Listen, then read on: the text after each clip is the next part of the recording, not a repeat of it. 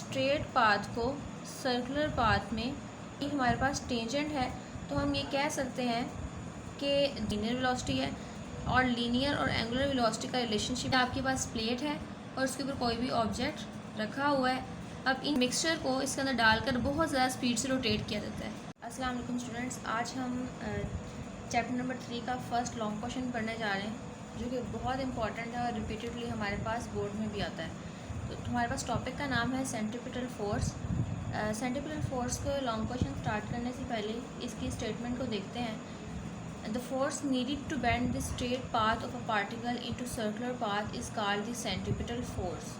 इसका मतलब ये है कि अगर ये पार्टिकल है और ये मूव कर रहा है स्ट्रेट पाथ में, तो सेंट्रीपिटल फोर्स क्या करती है, स्ट्रेट पाथ को सर्कुलर पाथ में बॉडी को मूव करने के लिए कंपेल कर देती है।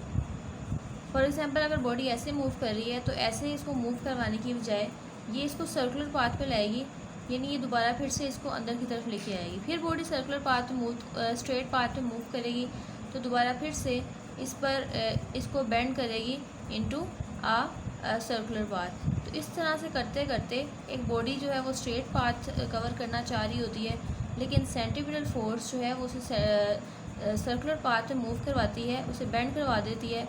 तो ऐसी मोशन को हम कहते हैं कि ये हमारे पास ऐसी फोर्स जो हमारे पास सर्कुलर पाथ में स्ट्रेट पाथ को कन्वर्ट करवा देती है, हम कहते हैं कि ये हमारे पास सेंट्रीपिटल फोर्स है। जैसे हमने इस फिगर में देखा, बॉडी स्ट्रेट पाथ में मूव करना चाह रही थी, लेकिन सेंट्रीपिटल ने कोशिश की कि वो उसको बेंड कर दे इनटू दी सर्कुलर पाथ। या हम ये भी कह सकते हैं कि जो हमारे पास सेंट्रीपिटल फोर्स है, दिस इज़ द पुश और पुल, क्योंकि फोर्स जो होती है वो पुश हो सकती है या वो पुल हो सकती है।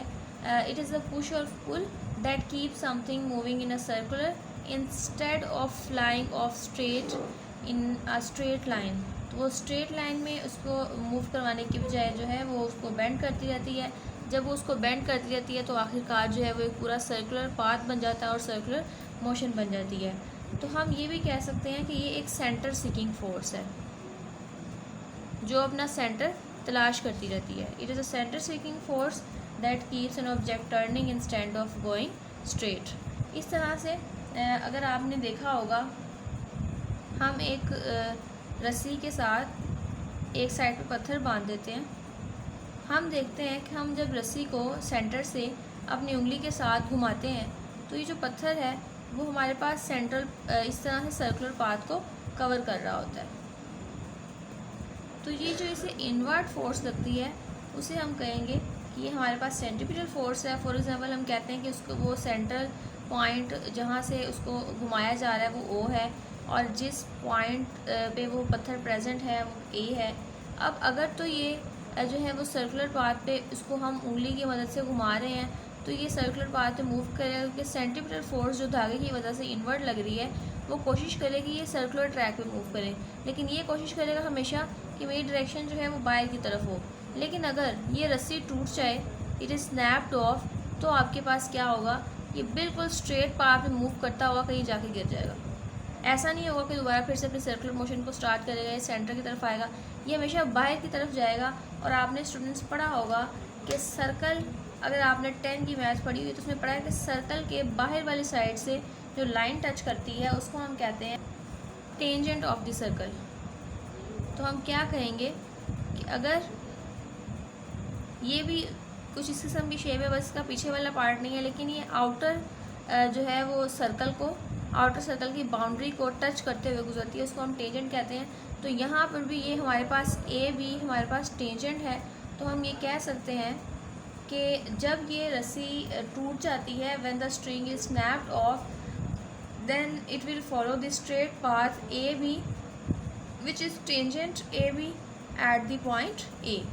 तो हम कह सकते हैं कि आफ्टर द स्नैप्ड ऑफ इसकी डायरेक्शन जो है वो क्या होती है, टेंजेंट होती है। अगर स्टूडेंट्स आप अपनी बुक को कंसल्ट करें तो जो मैंने फिगर बनाई है वो यहाँ पे लिखी हुई है, this shows that a ball tied at the end of a string is wheeled in a horizontal surface. ये इसकी बात हो रही है, इसको घुमाया जाता है, व्हील्ड यानी घुमाया जाता है हॉरिजॉन्टल सरफेस में, यानी ये वर्टिकल नहीं है। It would not continue in a circular path if the string is snap. अगर तो स्ट्रिंग जो है वो जुड़ी हुई है, वो टूटती नहीं है, तो वो सर्कुलर पाथ को फॉलो करेगी।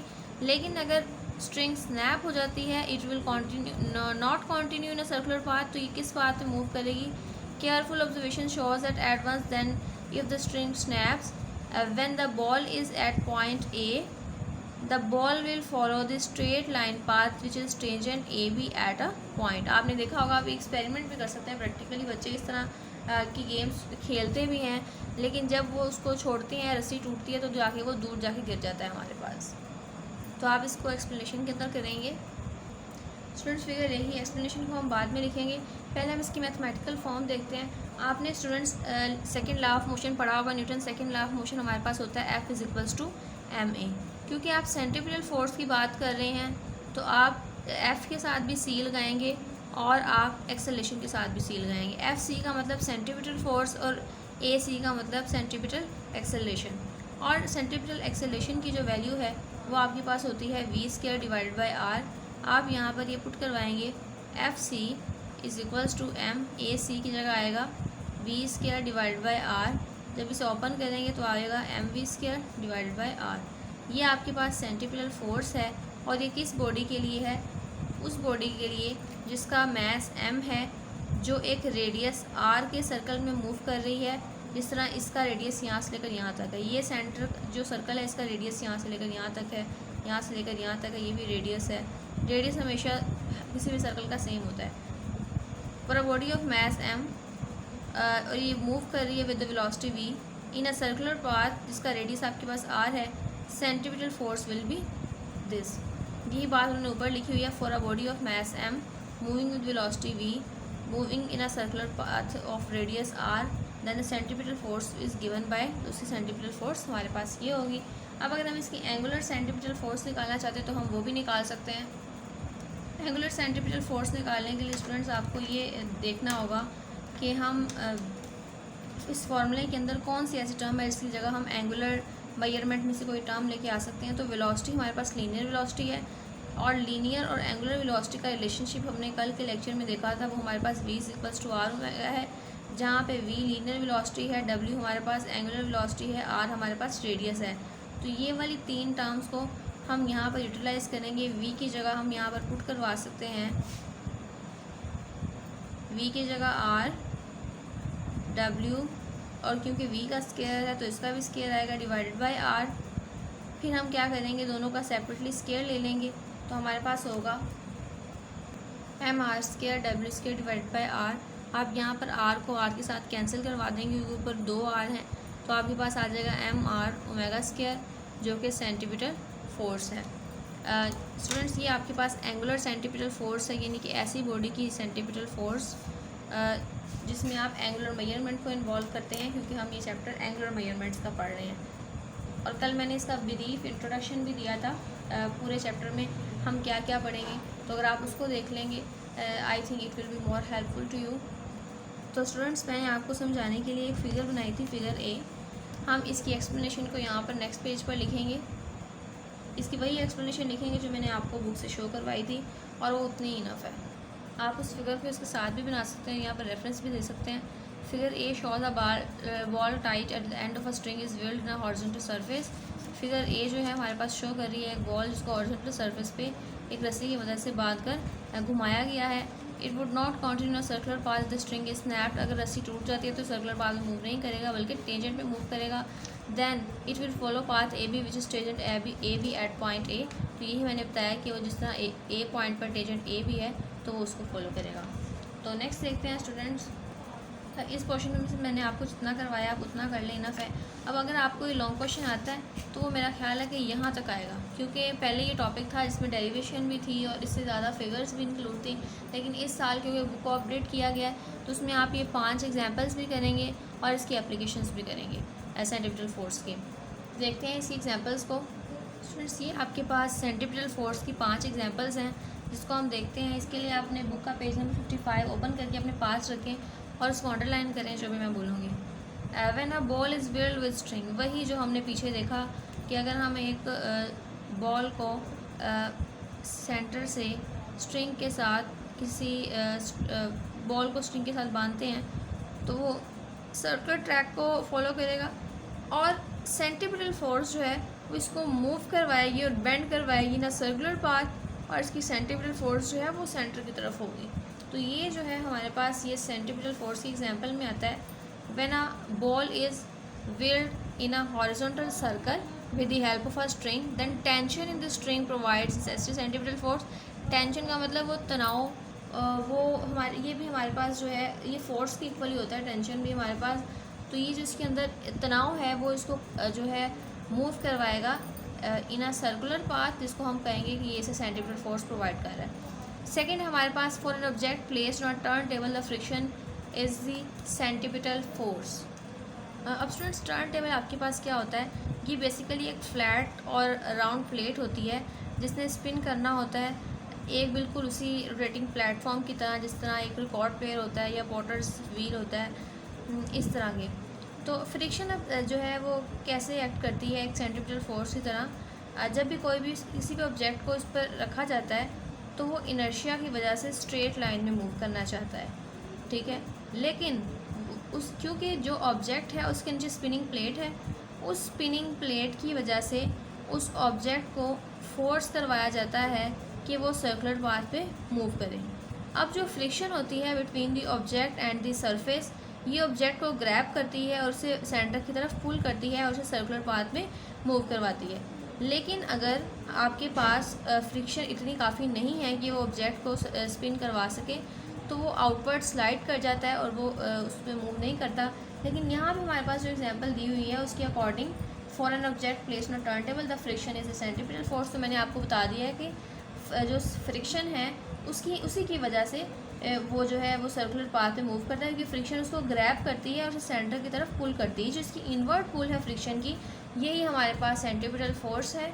और टर्न टेबल का मैंने आपको बताया कि ये एक प्लेट होती है फ्लैट, और इसके ऊपर कोई भी ऑब्जेक्ट रखा होता है, इसने घूमना होता है, और उसके ऊपर जो भी ऑब्जेक्ट होगा, ऑब्जेक्ट की कह लें कि ये मजबूरी है कि उसके नीचे वाली सरफेस भी राउंड मूव कर रही है तो उसको भी कंपेल करवाती है। इस तरह से ये आपके पास प्लेट है और उसके ऊपर कोई भी ऑब्जेक्ट रखा हुआ है।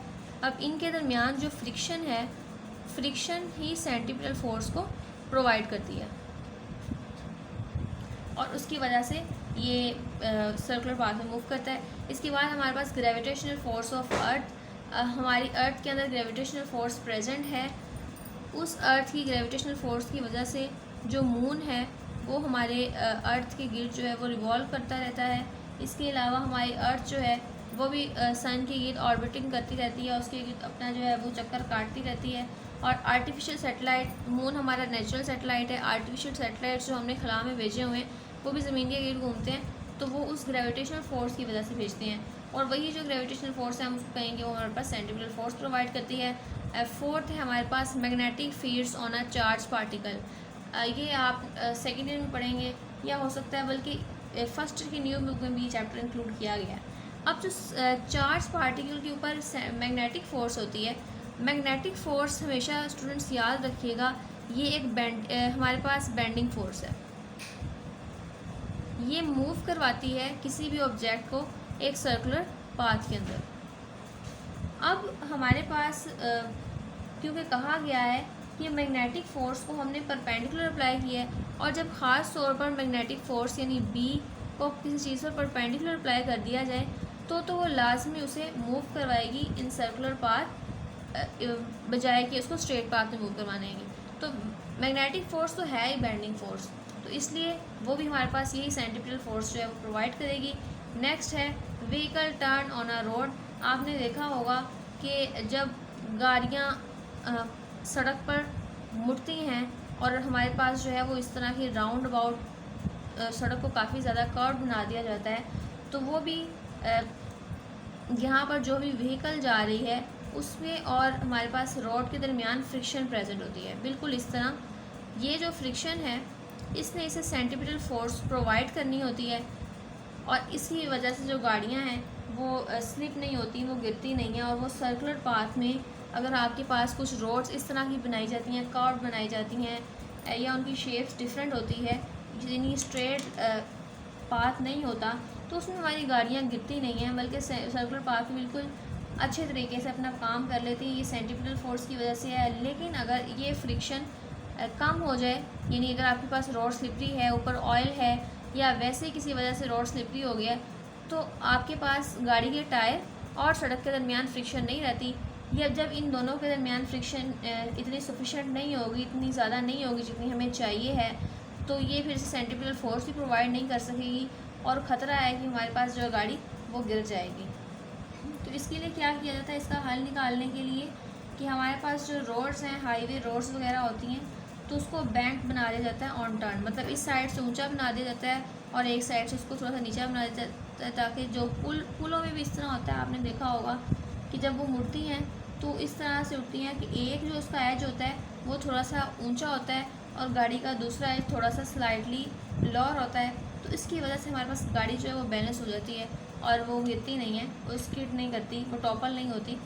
तो ये एग्जांपल्स से कुछ हमारे पास सेंट्रीफ्यूगल फोर्स की आगे हम देखते हैं। सेंट्रीफ्यूगल फोर्स की इसके एप्लीकेशंस में हमारे पास फर्स्ट है सेंट्रीफ्यूज, सेकंड है ड्रायर और थर्ड है क्रीम सेपरेटर। स्टूडेंट्स सब का हमारे पास जो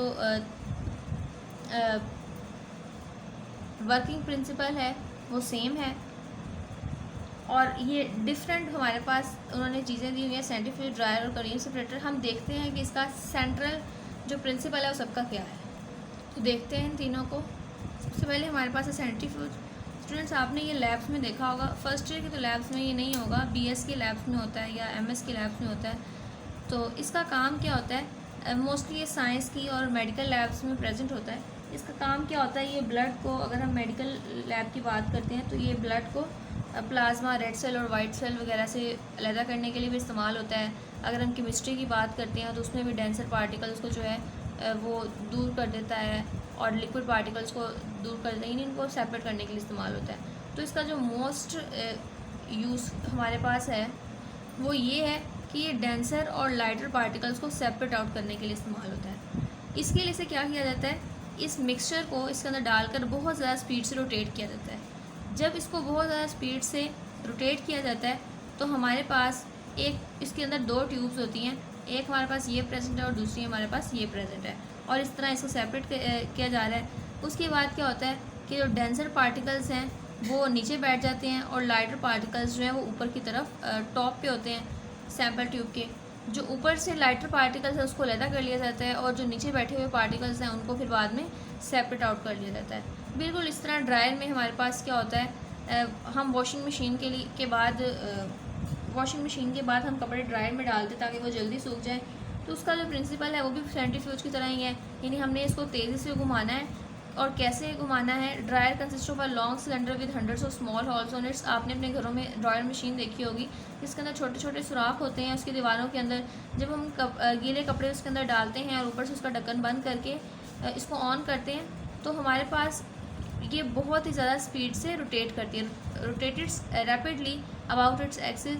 तो जो वाटर है वो बहुत ज़्यादा स्पीड में मूव करने की वजह से आउटवर्ड मूव करता है। आउटवर्ड हमारे पास क्योंकि दीवारों में होल्स हैं तो वो होल्स के अंदर चला जाता है, और जो आपके पास कपड़े हैं यहाँ लिखा भी हुआ है water moves outward to the walls and then drained out. फिर बाद में वो सारी बात वो बाहर निकाल लिया जाता है थ्रू दी होल्स, और जो हमारे पास कपड़े हैं वो सूख जाते हैं। और ये हमारे पास प्रोसेस काफ़ी फास्ट हो जाता है और हमारे लिए काफ़ी आसानी रह जाती है। इस तरह आपने क्रीम सेपरेटर देखा होगा। हम क्या करते हैं कि क्रीम को मिल्क से अलग करने के लिए क्रीम सेपरेटर का इस्तेमाल करते हैं। इस मशीन में दूध डालकर मशीन को काफ़ी तेज़ी से घुमाया जाता है, और मिल्क क्योंकि लाइट और हैवी पार्टिकल्स का मिक्सचर होता है, लाइट पार्टिकल्स ऊपर आ जाते हैं जो हमारे पास क्रीम होती है, और जो हैवी पार्टिकल हैं वो अंदर ही रहते हैं। यानी इन दोनों में से जो हैवी पार्टिकल्स होंगे वो नीचे बैठ जाएंगे और जो लाइटर होंगे वो ऊपर होंगे। ऊपर वाले को अलग कर लिया जाता है और जो लाइटर पार्टिकल्स हैं उसको बाद में निकाल लिया जाता है। तो इस तरह से हम क्रीम से मिल्क को सेपरेट कर सकते हैं और क्रीम से फिर आगे और भी चीज़ें जो हैं मक्खन और देसी घी इस तरह की चीज़ें बनाई जाती हैं। और जो पहले घरों में इस्तेमाल किया जाता था वो क्रीम सेपरेटर के अलावा और भी चीज़ें थी। अब तो ग्राइंडिंग मशीन वगैरह भी आ गई हैं, लेकिन सबका प्रिंसिपल सेम ही है कि हम उसको काफ़ी ज़्यादा स्पीडली घुमाते हैं तो जो चीज़ लाइट होगी उसमें ऊपर आ जाना है, जो चीज़ हैवी होगी, डेंसर होगी, वो नीचे बैठ जाएगी, और फिर हम इस तरह से दोनों को सेपरेट कर लेंगे और उसको यूज़फुल पर्पसेस के लिए हम यूटिलाइज़ कर सकते हैं।